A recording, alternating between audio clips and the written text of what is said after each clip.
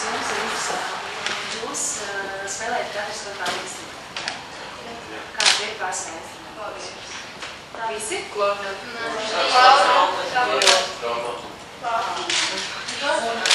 Kā jūs par dziedātāju? Man patīk dziedāt, kā man nokļūt profilus? Tā īsti nemaz tādu vienu atbildi dot nevar, jo katram tas ceļš ir bijis pilnīgi savādāks, bet viens gan ir skaidrs, ka ja talants ir liels, tad viņš nekur nepazudīs. Kāds ir tas ceļš, kā tikt līdz klausītājiem? Bet es tā kā īsti, man gribētu zināt, kāds tas jūsu mērķis, ko jūs gribat savā dzīvē, vai mūsu galvā darīt. Tas nav vienkārši, ja teiksim, džezā ir tēma, kaut kāda viena konkrēta trīs samartā, ko mēs visi zinām. Summertime, tā, no operas sportības, tad tieši uz tiem pašiem akordiem, respektīvi, ir kāds solis, vai saksofonists, vai trombonists, vai violinists,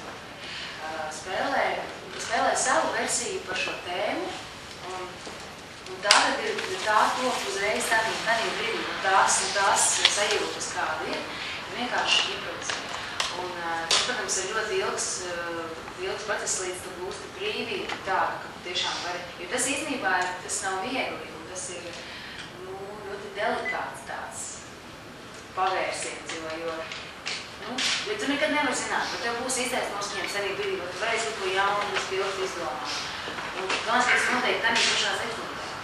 Un mūzikas tendence ļoti spilgta, varbūt pēc gadiem kaut kādiem pāris, kas ir tad aktuāli, kas mūsu būtībā ir R&B mūzikas, tev visticamāk, popmūzikā ir tāds vispilgtākais. Varbūt šo liksies, ka viss ir vecumā. Ir kaut kādas vērtības mūzikā, kas īstenībā džess ir viena no tām, kas nekad nepārēt, nemainās. Tikai varbūt saku tā aranžēšana varbūt mazliet kādu laikmatīgā, bet tā džess mūzikas sakana, viņi ir ļoti nepakļaujās laika zomā.